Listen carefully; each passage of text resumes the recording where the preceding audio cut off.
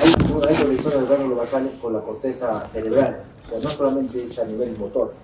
Entonces, por eso se acompaña de muchos trastornos psiquiátricos, cognitivos y de comportamiento. Entonces, este doctor que es Kander, que le decía, tiene, me parece, la posición más acertada de la función de los gánglios basales. Por eso, lo que dice él me parece que es lo más certero. Decirlo, por favor. Miren, el cuerpo estriado, ¿cuáles serán? Putamen, globos pálidos. Ustedes, ¿sí o no? Entonces los tres es el cuerpo estriado. ¿Y núcleo lenticular? Núcleo lenticular, como un lentecito. El putamen y el globo pálido. Es como un lente, acaso el núcleo caudal entra ahí. Entonces son cuestiones anatómicas, ¿no? El cuerpo exterior se presiona los receptores de aferencia para los gánglios basales. Miren de acá. ¿Ven? O sea, viene de acá la información y de acá lo controla, lo mismo, regresa. ¿Ven? Entonces se ha demostrado que no solamente participa en la cuestión de movimiento, sino también en el comportamiento. Por eso tiene una función neuropsiquiátrica, como dice ahí. Sigan, por favor. Es el llamado sistema extrapiramidal, ¿no? Porque el piramidal es el movimiento, el más tosquito, lo más elemental, ¿no? Es el soldadito. ¿La siguiente? Este es más o menos cómo funciona todo el sistema motor, ¿no? Entonces, si ustedes ven acá, hasta la médula, resortes sensoriales, tubos cefálicos, cerebelo, gánglios basales. Entonces, estos dos van a intervenir, no directamente con la médula, miren, a través del tronco, a través del tálamo. ¿Ya? ¿Siente? ¿Siente? Entonces, ¿qué conexión tiene con los gánglios basales? El segmento interno del globo pálido está relacionado básicamente con la porción reticular de sustancia negra, que se encuentra en el encéfalo al lado del campo interno. Disculpen la neuroanatomía, pero es importante, ¿ya? Que de repente, si no la entienden, ya la van a leer bien, ¿ya? El núcleo subtalámico se puede conectar anatómicamente de forma íntima con ambos los segmentos del globo pálido y sustancia negra. ¿La siguiente?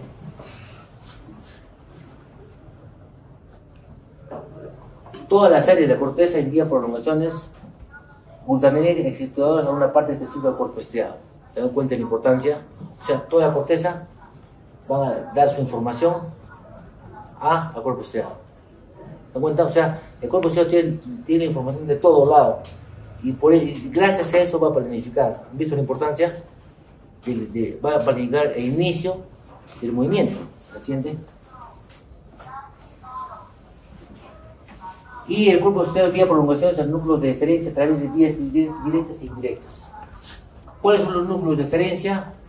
Yo lo voy a preguntar, segmento interno, globo pálido y parte reticular de sustancia negra. Esos son. Eso tienen que responder, ¿no? Si dicen otra cosa, cero. Estoy diciendo ya, es pregunta fija. Es la fija, ¿ya? Y inhibe tónicamente a sus núcleos secretores y todo el tálamo y el tronco encefálico. ¿Siguiente? Entonces hay dos vías, directa e indirecta. La siguiente, por favor. Ustedes dirán, ¿y qué cosa es directa? ¿No? ¿Qué es directa? Si es directa, entonces es algo directo, es monosináptico. Es una vía monosináptica, desinhibe el tálamo y ya que queremos una desinhibición de la inhibición. Entonces, si es desinhibición de la inhibición, entonces facilitará el movimiento, ¿sí o no? Gracias a la liberación del radio de los núcleos talámicos. Siguiente, por favor.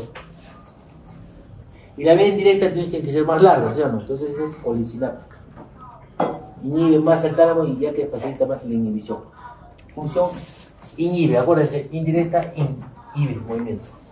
Entonces la vía indirecta inhibe el movimiento, ¿no? ¿La siguiente? No se mueve. ¿Ya está? Allá. La vía hiperindirecta, el funcionamiento global facilita el núcleo subtalámico, tiene un efecto directo de la locomoción y la postura, gracias a la modulación y la activación del subtalámico. Entonces, miren, la activación de la vía directa facilita el movimiento, mientras que la activación de la vía indirecta lo inhibe. Eso también es importante, parece un trabalenguas, ¿no? Pero así es, ¿ya? La siguiente. Y los gánglios basales son los principales componentes suportables de una familia de circuitos paralelos que enlazan al tálamo con los cortezas cerebrales que están en la parte profunda, ¿no? Hoy se acepta que los gánglios basales, gracias a su integración con la corteza cerebral, contribuyen también a la realización de diversas funciones aparte del movimiento, como puede ser esqueletomotoras, oculomotoras, cognitivas, incluso emocionales. O sea, tiene varios componentes. Solamente, ustedes estoy seguro que antes de esta clase pensaban que solamente el movimiento, ¿sí o no? ¿No? Parkinson, movimiento. Pero no es así. También tiene funciones esqueletomotoras, oculomotoras en el movimiento de los ojos, cognitivas y también emocionales. Se ha podido observar que los pacientes con enfermedad de Huntington y enfermedad de Parkinson tienen trastornos del afecto, comportamiento y cognición. Al final terminan estas enfermedades sin demencia, pero más en la Huntington, mucho más. El Parkinson menos. Y la referencia talámica de cáncer puede dirigirla de nuevo a la parte del lóbulo frontal. O sea, llega el tálamo y otra vez de regresa. Es un círculo así, ¿no? Sigue, por favor. Ahora vamos a desmenuzar todo. Miren, el circuito esqueleto-motor comienza y termina en las zonas motoras. Presentarles la proceso premotora, área motora suplementaria. ¿Se acuerdan, no? ¿Qué área de Brodmann es el área motora? Área 4, ¿sí? No, ahí termina. El circuito oculomotor en los campos oculares. ¿Qué área de Brodmann? ¿Ah? No, ese 17 y 18 es visual. ¿De acuerdo? 8. ¿Ya? Y el circuito prefrontal es en la corteza prefrontal, dorso lateral y órbito frontal. Entonces tiene que ver con el comportamiento. Y el circuito límbico en el área singular anterior de corteza órbito frontal interna. ¿Han visto? Siguiente, por favor. Entonces, el circuito prefrontal se ha visto en las funciones ejecutivas. ¿Qué son ejecutivas? Cuando uno quiere hacer algo. Entonces, cuando uno quiere planificar un movimiento, ahí participa. Ya por eso, cuando se lesionan los gánglios basales, uno tiene problemas de iniciación y planeamiento de los movimientos. No puede, o por lo menos tiene dificultad. ¿Ya? A eso se refiere. Estas incluyen tareas como organización de las respuestas funcionales, utilización de las capacidades verbales para ejecución de problemas. Y cuando se lesiona la lesión prefrontal, va a asociar diferentes anomalías como problemas en relación a funciones cognitivas de conocimiento. Así, por favor. Acá el circuito orbitofrontal lateral va a mediar las respuestas empáticas y socialmente apropiadas. ¿Saben qué es empatía o no? Cuando dice que un compañero es empático, ¿qué quiere decir? ¿Qué empático que es, no? Buena gente, ¿no? Y que no es empático es el espeso, ¿no? Acá se ve, ¿eh? Aquí también participa en eso. ¿Se han dado cuenta qué importante es? La lesión de estas zonas se asocia con irritabilidad, la habilidad emocional, incapacidad para actuar de una manera socialmente correcta y falta de empatía. Un trastorno neuropsiquiátrico que se cree asociado en esta zona del síndrome obsesivo compulsivo. ¿Ya? Siguiente. Ahora, el circuito cingulado anterior, que es la otra parte, porque se acuerdan, ¿no? Uno es motor, oculomotor, motivo de ahora viene cingulado. Cingulado tiene que ver con las emociones, ¿no? Circuito límbico, talámico. El circuito simulado anterior nace en la circunvolución anterior del cuerpo calloso, se proyecta hacia la parte del cuerpo estriado. Parece intervenir de forma importante en la conducta motivada. Y la lesión en la región anterior del cuerpo calloso puede causar mutismo cinético, una enfermedad caracterizada por un deterioro profundo del inicio de los movimientos. ¿Siguiente? Bueno, vamos a hablar del Parkinson, que es la enfermedad prototipo de estas enfermedades, ¿no? Tiene su historia. ¿Qué les cuento o no? Lo pasamos rápido. ¿Ah? ¿Les contamos? Ya tiene su historia, miren. Charcot en 1960 estudió y dio nombre a esta enfermedad. En realidad, el médico de Charcot es que encontró un escrito que bien luego pudo poner su nombre, ¿no? La enfermedad de Charcot. Pero fue tan noble que vio el nombre de Parkinson y lo estudió y dijo, realmente sí esto sí es cierto. Entonces le puso, como decía James Parkinson en el librito, le puso Parkinson. Entonces en 1960 estudió y dio nombre a esta enfermedad como enfermedad de Parkinson. James Parkinson nació en Inglaterra el 11 de abril, por eso el día del Parkinson es el 11 de abril, el Día Mundial del Parkinson, 11 de abril. ¿Ya? 9 meses desde 1997 declaró Día Mundial del Parkinson desde su nacimiento, porque sepan ustedes. ¿Reciente? Entonces, en 1817, Parkinson publicó un ensayo de 66 páginas en relación a solo 6 casos de pacientes. Lo gracioso es que, mire, de los 6 casos, solo 3 fueron estudiados detalladamente. Los otros 2 los vio de lejos. y el último volvió a distancia.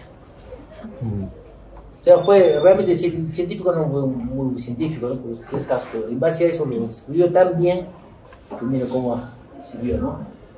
Sin embargo, Parkinson escribió correcta y sucintamente desorden con movimientos involuntarios trémulos con fuerza muscular disminuida. Esto es traducción real de lo que dice, ¿no? O sea, así lo escribió, mire. Describió que es un desorden con movimientos involuntarios trémulos, fuerza muscular disminuida, en partes no en acción, una propensión a la inclinación hacia adelante y pasar un paso de caminar a uno de correr. Así lo escribió él. Y debido a que los pacientes estuvieron vivos cuando desarrolló el ensayo, no tuvo la oportunidad de obtener material de autopsia. Cosa que, ¿quién tuvo la suerte de hacer la autopsia a su paciente? ¿Ah? No.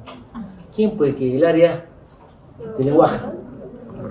Broca a su paciente, que no hablaba bien, que decía tan. Cuando murió le hizo la autopsia y vio que el área pars triangulares supraoculares, que es la circunvolución frontal inferior, ahí hay una lesión. Entonces dije, el lado izquierdo, entonces ahí dijo, acá se origina el lenguaje. Entonces tuvo la oportunidad de conocerlo, ¿no? La patología. Entonces de ahí pues el área de Broca, ¿se acuerdan? Pero él no tuvo la oportunidad, entonces no pudo ver dónde estaba realmente la lesión, ¿no? Entonces se supuso que esta enfermedad tenía base en la lesión de la porción inferior del tronco encefálico, médula espinal, bueno, más o menos por ahí, ¿no? Acertó en algo. Siempre, por favor. Este es el ensayo que lo encontró Charcot en 1917, James Parkinson. Entonces fue tan noble Charcot que lo vio y dijo Parkinson, porque otro lo hubiese puesto Charcot, ¿sí? Su nombre lo hubiese puesto, ¿no? Lo común, pero acá en Perú ya hubiesen puesto fácil su nombre si se encuentran esto, ¿no? La siguiente. Entonces, la enfermedad de Parkinson es el segundo más frecuente desorden neurodegenerativo luego de la enfermedad de Alzheimer. Eso es muy importante. Si les preguntan cuáles las dos primeras enfermedades neurodegenerativas, primero, Alzheimer. La segunda, Parkinson. Entonces, su incidencia está relacionada con la edad, es infrecuente antes de los 40 y su prevalencia es 1% hasta los 65 años. Mientras más edad, aumenta un 10% a partir de los 85. Lo que contribuye a que es una enfermedad neurodegenerativa. Es primeramente un desorden de control motor, aunque su variedad de síntomas motores no puede ocurrir. Además, es más común en mayores de 50 y existe una ligera predominancia de hombres de 1.5 a 1 en relación a mujeres. ¿Siente? Por eso han visto más hombres con Parkinson, o sea, en mujeres es un poco frecuente, ¿no? Ahora, esta enfermedad de Parkinson está dentro de los trastornos hipocinéticos. Entonces, ¿qué vía está el problema? Indirecta, ¿no? ¿Sí o no? Entonces, los trastornos hipocinéticos como la enfermedad de Parkinson se caracterizan por el deterioro de inicio de un movimiento que se llama asinesia. Entonces, clave. Entonces, si les digo qué es la asinesia, el inicio del movimiento. O sea, no pueden iniciar un movimiento. Y por una menor amplitud y velocidad del movimiento que se llama bradicinesia. Estos términos, apréndanlos bien porque les puedo preguntar, ¿no? Después te pregunto qué es asinesia, ponen otras cosas. ¿Ya? Y por lo general estos signos van acompañados de rigidez muscular, aumento de la resistencia al desplazamiento y lo característico en reposo. Lo característico en reposo, está así. En movimiento no. ¿Se acuerdan del balón de Terry? ¿Han escuchado el balón de Terry? Ese presidente tenía Parkinson y cuando hablaba siempre hablaba así, siempre movía sus manos, nunca estaba quieto. ¿Por qué? Porque tenía Parkinson. Si estaba en movimiento, si estaba en reposo, hubiese notado. En cambio, cuando hacía así, movía sus brazos, no se notaba. Para que se acuerden, entonces el reposo. En cambio, el temblor en movimiento, ¿cuál es? ¿De qué? No sé qué estructura. Cerebelo. En cambio, el Parkinson, el reposo. ¿Ya? Entonces, la hiperactividad de la vía indirecta es un factor esencial en el signo parkinsoniano. O sea, es un trastorno hipocinético. O sea, produce una disminución del movimiento. ¿Siente? Esto es lo característico. La siguiente. Miren la postura. ¿Y entonces quién es este? ¿Se acuerdan o no? ¿Ah? ¿Dónde está el ¿no? ¿Te acuerdas de un boxeador que peleaba? No un conocedor, era famoso. Era boxeador, campeón mundial. Y tanto golpe que le dieron que probablemente sea el causante también de su Parkinson. Probablemente. ¿Ya? Entonces, el aspecto del paciente típico de enfermedad, miren su cara, temblor, expresión facial en forma de máscara. No se ríe, está inexpresivo. Postura flexionada, escasez de lentitud y lentitud de movimientos. El enfermedad de Parkinson es el primer ejemplo de trastorno cerebral debido a la falta de un neurotransmisor. Entonces se describió que hay un déficit de dopamina en el cuerpo estriado, sobre todo en el putálamo. La excesiva actividad de la directa en el núcleo talámico parece el factor de repulsión cinética. Y son síntomas básicamente hipocinéticos, o sea, de disminución de movimientos. Entonces, acá hay un aumento de señales inhibidoras, de tal forma que el resultado final es la disminución de movimiento. ¿Me siento, por favor? Miren, ya con los tiempos se ha podido hacer estudios necrológicos, o sea, cuando han fallecido estas personas y han visto dos enfermedades. La enfermedad de Parkinson, la enfermedad de Huntington y el neuronismo revelado de alteraciones anatomológicas precisas, o sea, ¿dónde estaba el daño? En la enfermedad de Parkinson fue la primera afección del sistema nervioso donde se vio que había un problema del metabolismo de neurotransmisores y se observó básicamente una pérdida neuronal a nivel de sustancia negra, la paz compacta. Y básicamente los síntomas aparecen cuando se pierde alrededor del 80% de las células dopaminérgicas. Cuando es menos, todavía más o menos aguanta, digamos, hay una plasticidad, ¿no? Pero cuando ya pasa el 80% ya se hace sintomático. Entonces, tiene asistencia por favor. Ya sigan más, miren. Aquí es un paciente parkinsoniano, este es normal. ¿Qué diferencia va? ¿Qué es esto? ¿Ah? Sustancia negra. Acá miren. ¿Han visto? Entonces, esas neuronas de sustancia negra son neuronas que tienen melanina, por eso tienen eso. Entonces, cuando mueren, también su melanina también se desaparece. Entonces, miren. Este es el Parkinson y miren acá el núcleo talámico, la sustancia negra, por todo normal, miren cómo está. Acá, ¿qué ven? Menos neuronas, ¿cierto? O sea, hay una pérdida neuronal, ¿no? de las neuronas de la sustancia negra. Haciendo, por favor. Entonces, el cuadro clínico que les he dicho, ¿qué porcentaje tiene que afectarse para que dé sintomatología? 80%. O sea, cuando es 30% el encuentro se da 40%. Entonces hay una gran, digamos, elasticidad, ¿no? Se compensa, ¿no? Pero llega un 80%, ahí sí ya se va a decir. Los índices iniciales son astenia, cansancio excesivo, estreñimiento y pues depresión, dolores finalizados. Entonces, cuando una persona mayor comienza a se deprime, tiene ganas de no hacer nada, estreñimiento más o menos, y algo de temblor, puede ser el inicio de Parkinson. Entonces, signos de expresión facial en forma de máscara, como lo han visto por boxeador, rigidez al realizar algún poquito de infección, hay una resistencia al movimiento. El temblor es característico, pero sobre todo de un lado, comienza siempre de un lado, después ya es generalito, siempre de un lado. ¿Ya? Bradicinesia, dificultad para iniciar movimientos voluntarios por efectos actos motores simultáneos repetidos. Alteración de los reflejos posturales. Ahí parece un bonito joven. Lo voy a mostrar, ¿ya? Ahí está, póngase así. ¿Han visto? Mira, ¿han visto? Disculpen que te aquí, ¿eh? ¿Han visto cómo él ha aguantado? Una persona con Parkinson puede ser ya se hubiese caído. Son reflejos posturales. Muy bien, no tienes Parkinson.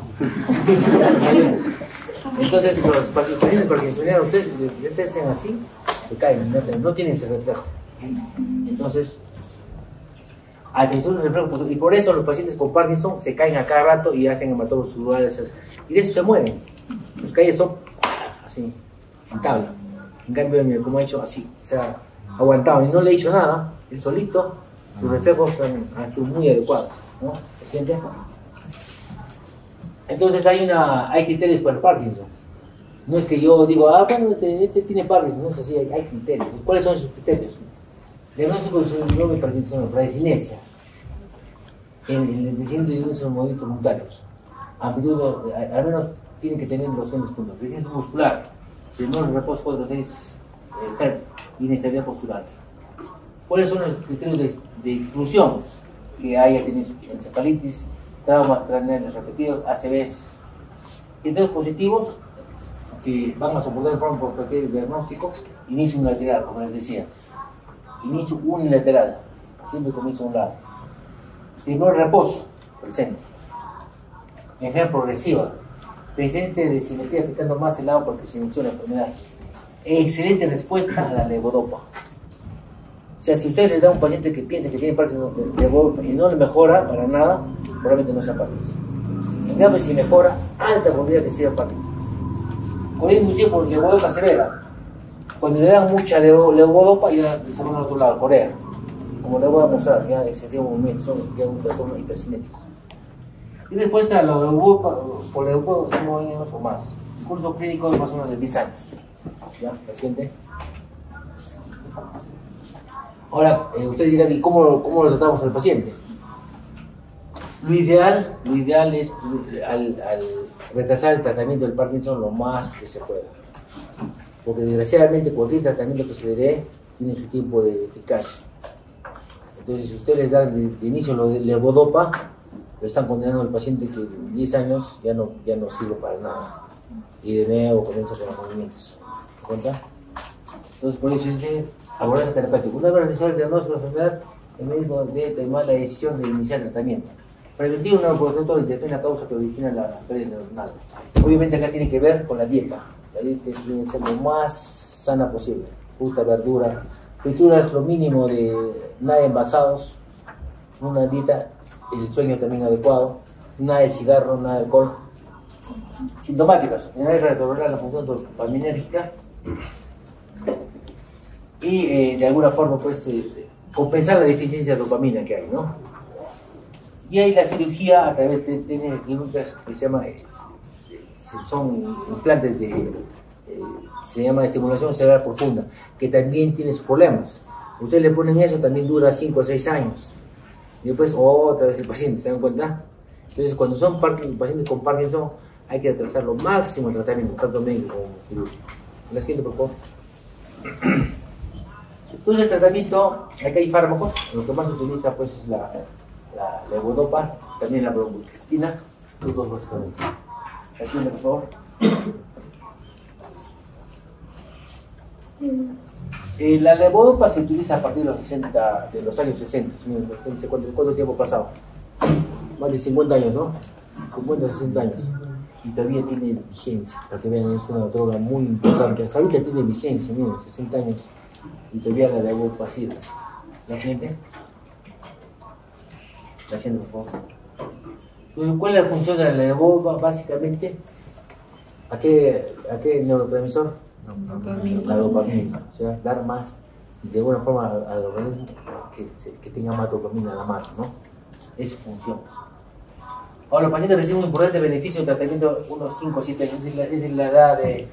Y cuando se casan al inicio están contentos. Los primeros años, contentos, 5 o 7 años. Después pasa el tiempo, ¿qué pasa? Pelea todo, ¿no? Ya no es eficacia el matrimonio, ¿no? Ya quieren divorciarse, todo, igualito. Desgraciadamente, la levodopa tiene los años así bonitos. Pero pasar los 5 o 7 años ya comienza a tener problemas. ¿Y cuáles son esos? Menos on-off. O sea, de repente está el paciente en movimiento, de repente se traba. O sea, prendido y apagado. Después, off matutino, retardo en hacer efecto a la primera dosis de la mañana, de nuevo fin de dosis.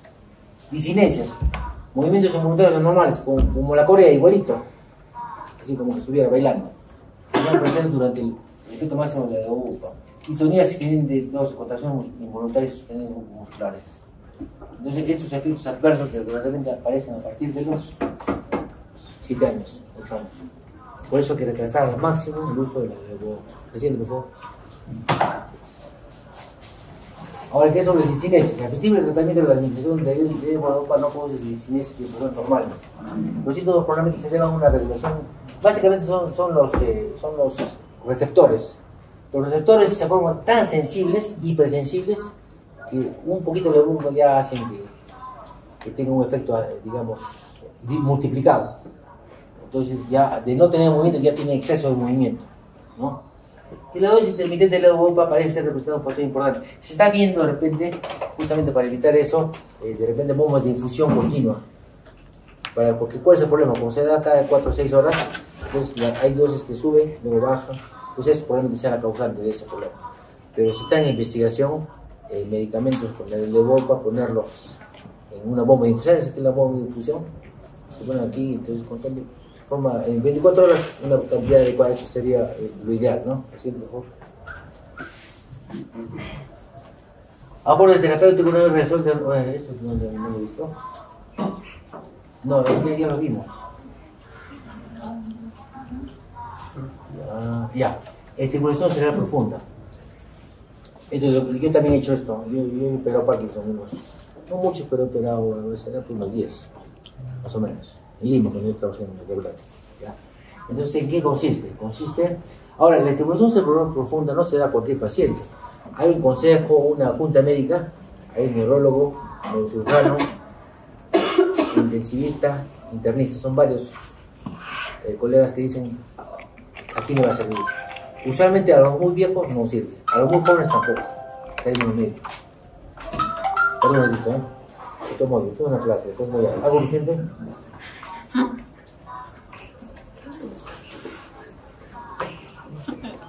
Ya, gracias, muchas gracias. Excelente.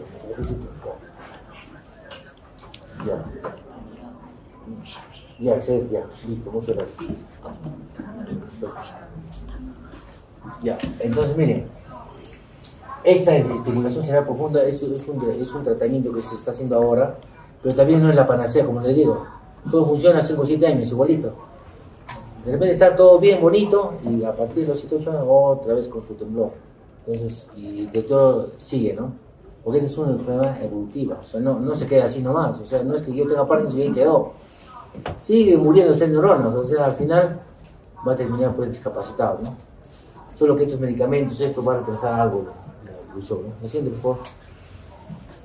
Entonces, miren, la estimulación cerebral profunda consiste. ¿Alguna vez han visto ustedes un marcapaso cuando ponen el corazón?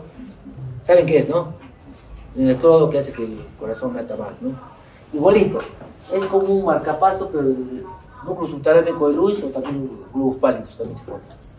Entonces de acá viene con una pila y la pila le va descarguitos así.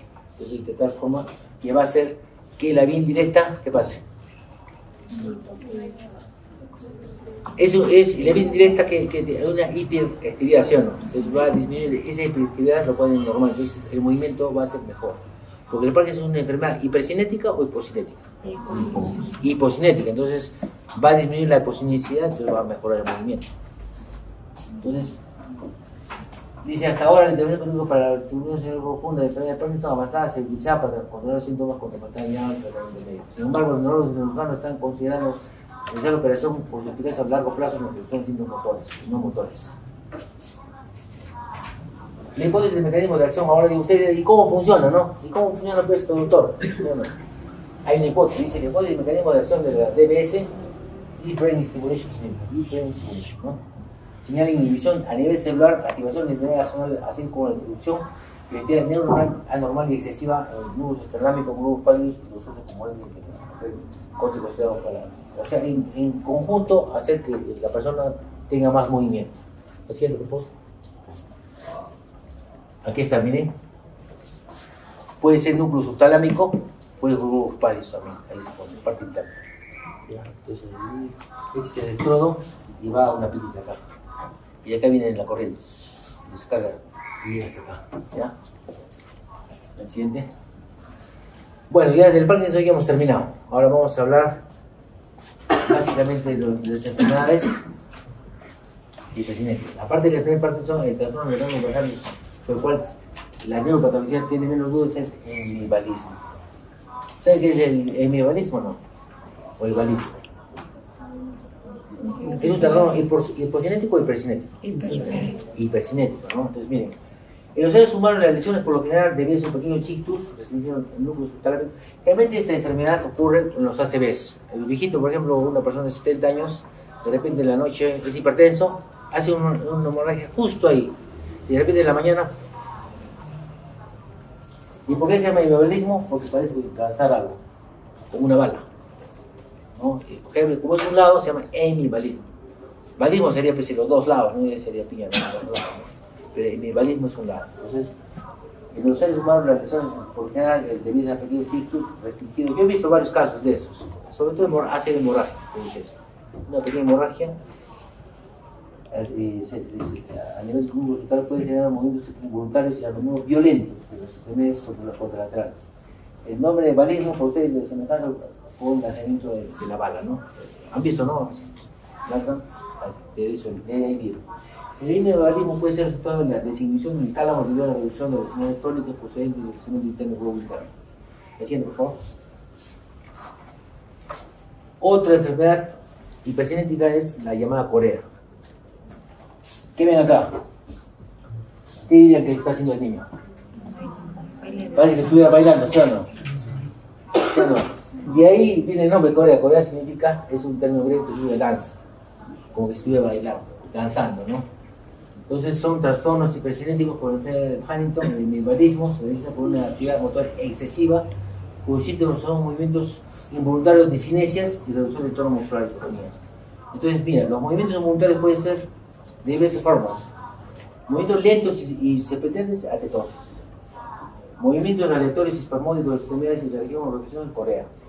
Y movimientos violentos, balismo. Entonces, atetosis, corea, balismo. ¿Ya? Y pueden ser diferentes formas del mismo, como el corea distal o proximal balismo. Entonces, la corea básicamente es distal, el balismo es proximal. Así, ¿no? En cambio, la corea además es distal. Como acá para los niños, mira. Lo ven más distal, ¿no? ¿Listo? Haciendo, por favor. Entonces, estas enfermedades ocurren porque hay un desequilibrio en la vía directa e indirecta. Entonces, nuevamente recalcamos la hiperactividad, la vía indirecta está relacionada a trastornos hipocinéticos como el parto. Y la hipoactividad de la vía indirecta produce más bien el corea y balismo. O sea, como no hay quien los detenga, se mueve como quiere, digamos, el cuerpo, ¿no? Como movimientos coreicos y atletismos se inicia con la acción del cuerpo externo. ¿Así, por favor? Bueno, esta es también una pequeña historia del enfermedad de Huntington. ¿Les cuento o no? Así nomás. ¿Les cuento? Bueno, estoy de tiempo por contarles. Bueno, este Huntington, su familia, en realidad eran ingleses que son los inmigrantes que fueron a Nueva York, no se sepa que Nueva York pues tenían bastantes europeos, ¿no? Entre ellos se fueron así barrios completos de ingleses. Entonces entre ellos fue su familia. Entonces él vivió en un barrio donde había puro inglés. Y él se dio cuenta que donde vivía él, había barrios o familias donde tenían más esta enfermedad, o sea, esos trastornos. Entonces dijo, lo voy a estudiar, porque le parecía raro, no todos tenían, solamente decían, por ejemplo, por decir, había un apellido, por decir Segarra, ya. Decían, justo los Segarra tienen todas estas enfermedades, ¿por qué los casos, los otros no? Entonces comenzó a investigarlos. Decían, a ver, estos Segarra, ¿por qué tienen tanta enfermedad? Debe ser hereditario. El papá, el abuelito, el hijo, todos tenían lo mismo. Entonces, él comenzó a estudiar justamente a esas personas, a ese grupo de personas, y básicamente su contribución fue en eso. O sea, él lo estudió esta enfermedad, pero después de eso no ejerció la neurología. Es lo único que eso, digamos, en su vida que tuvo trascendencia, ¿no? Pues lo demás no se sabe nada, ni de qué se murió, ni qué pasó, ¿no? O sea, no se sabe, lo único importante fue que describió esta enfermedad, ¿no? Entonces, el otro trastorno hipercinético asociado con más frecuencia afecta con la misma frecuencia a hombres y mujeres, 5 a 10 por 100.000. Y se distingue básicamente, tiene 5 características, ¿no? Esto también lo voy a preguntar. Herencia dominante. O sea, ¿qué quiere decir dominante? El abuelo, papá, hijo, todititos hacen. Desgraciadamente, yo he visto 2 casos así, bien tristes, porque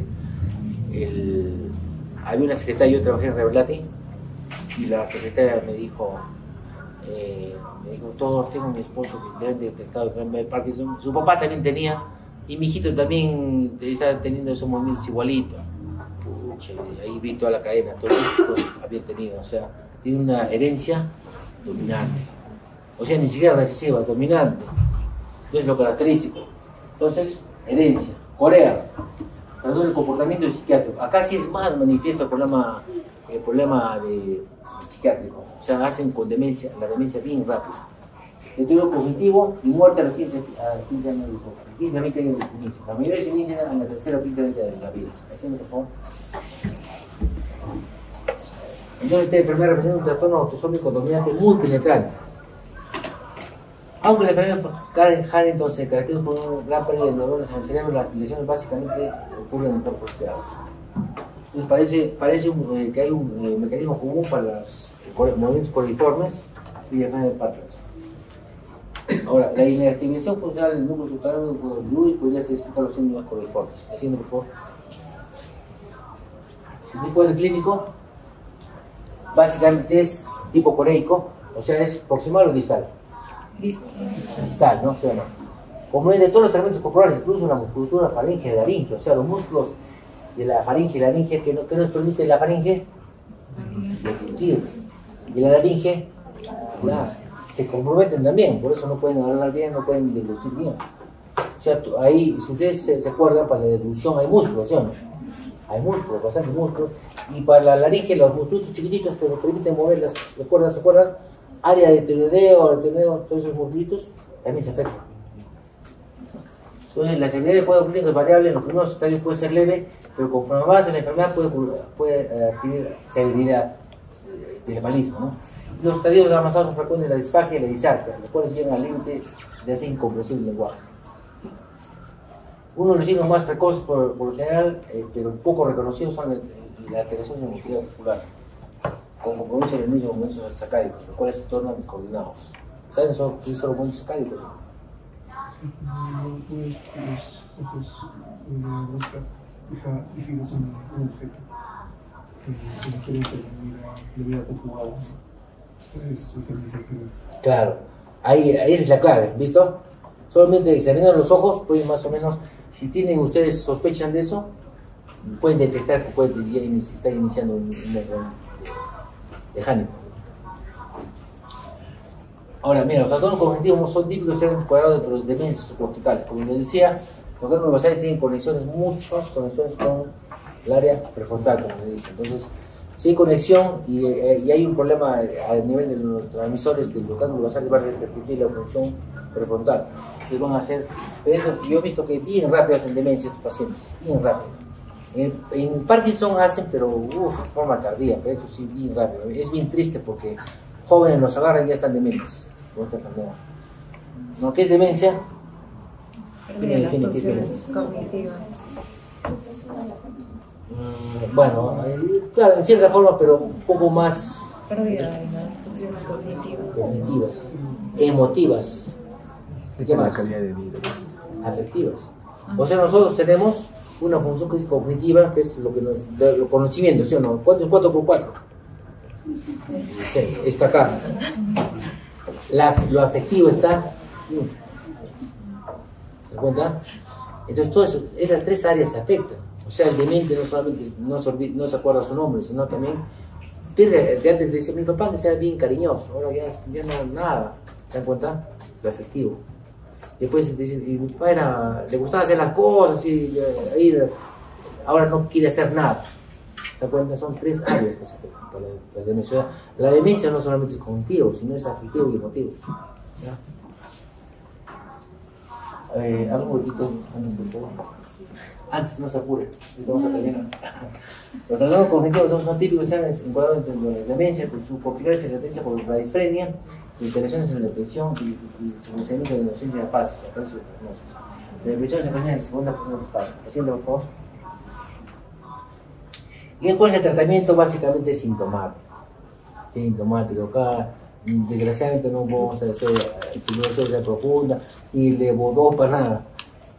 Podemos dar neurolépticos, una señal de los movimientos, pero lamentablemente no mejoran la discapacidad y por lo general básicamente se utilizan en casos de corea grave. El tratamiento sintomático incluye apoyo psicoterapéutico para el paciente y la familia, donde divide la orientación genética. ¿Siguiente? Bueno, este es un doctor que me enseñó, doctor Pedro Ortiz, un eminente neurólogo de Revelati, que tuve la suerte que me enseñó. ¿No? Es uno de los pocos neurólogos reconocidos a nivel internacional, ¿no? Bueno, jóvenes, es todo, ¿no?